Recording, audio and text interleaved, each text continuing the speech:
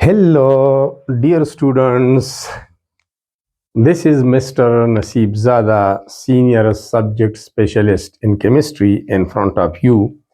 Students, आज हम पढ़ेंगे role of alcohols in pharmaceutical industry.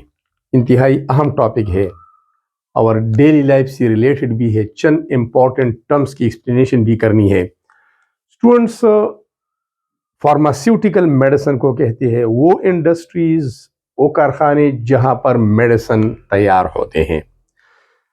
तो दो तीन टर्म्स यहाँ इस्तेमाल होते हैं. सबसे पहले हमने डिसइंफेक्टेंट क्या होता है, एंटीसेप्टिक क्या है और स्टीरिलाइजेशन क्या है. ये आपने जूम करना है, मैं बताता हूँ, आप लिख ले अपने साथ. डिसइंफेक्टेंट का लफ्ज यहाँ पर इस्तेमाल हुआ है. तो डिसइंफेक्शन या डिसइंफेक्टेंट क्या होता है? Actually disinfectant means the chemicals used to kill micro organisms on the non living surfaces. जो नॉन लिविंग सरफेसेस पे माइक्रो ऑर्गेनिजम्स होते हैं उसको मारने के लिए, ख़त्म करने के लिए जो केमिकल्स इस्तेमाल होते हैं उनको डिसइंफेक्टेंट कहते हैं. नॉन लिविंग सरफेसेस का मतलब है फ्लोर, फर्श, इंस्ट्रूमेंट्स, आलात, और इस तरह टेबलेट्स वगैरह या टेबल्स या चेयर्स वगैरह. एक और टर्म इस्तेमाल होता है एंटीसेप्टिक. इसको भी हम आम उर्दू में जरासीम कुश कहते हैं. These are chemicals to kill और stop the growth of micro organisms on living tissues.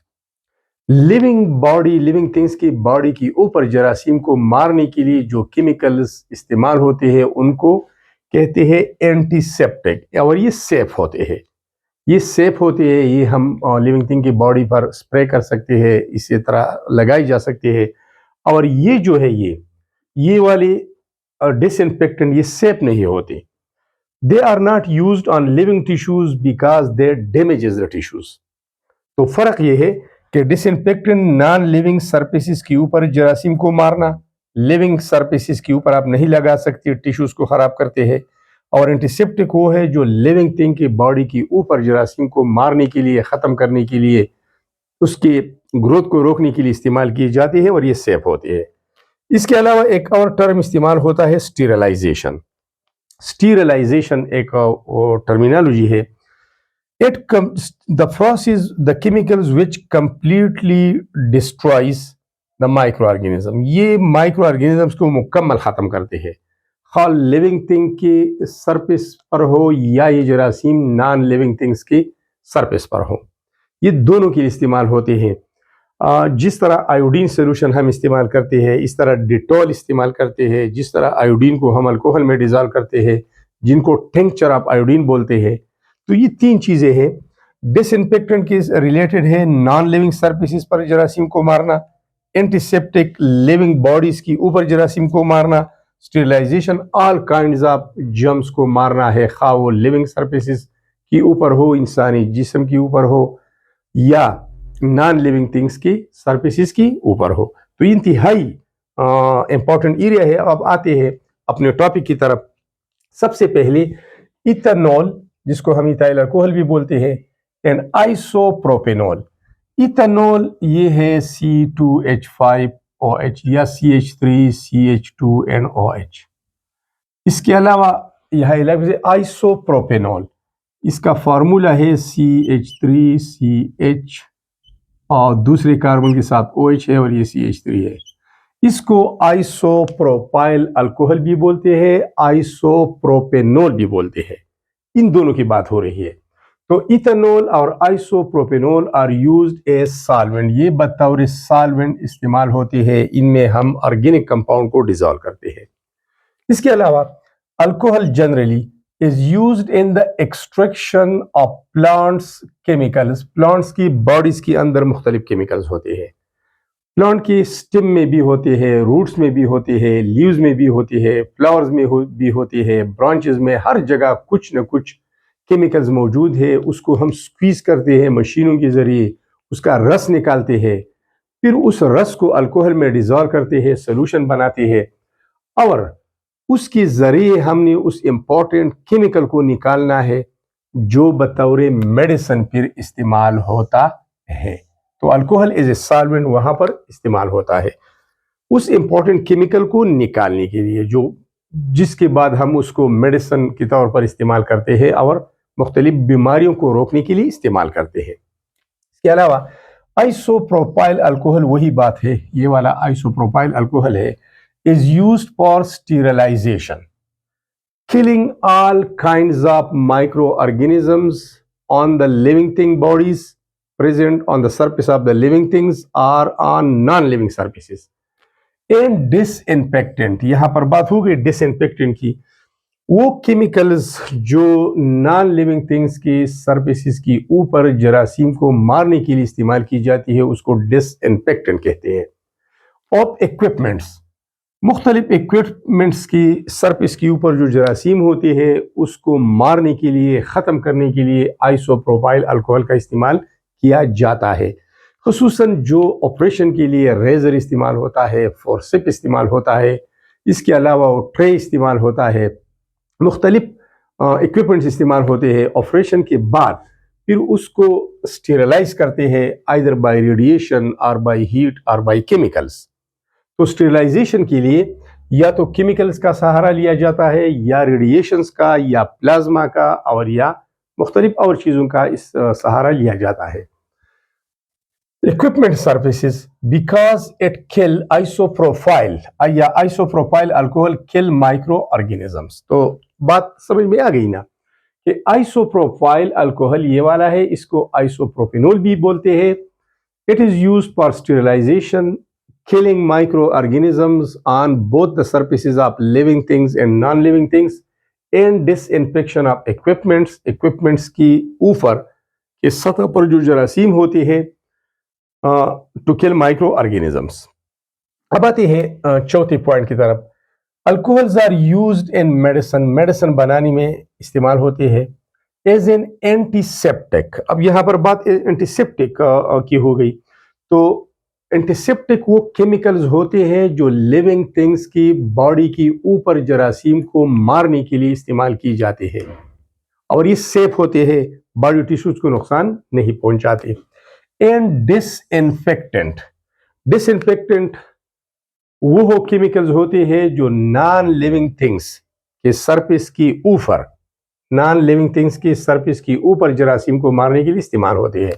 In topical pharmaceuticals formulation such as creams and lotions, creams بنانے کے لیے، مختلف قسم کے لوشن بنانے کے لیے آئسو پروپائل الکوہل کو استعمال میں لایا جاتا ہے.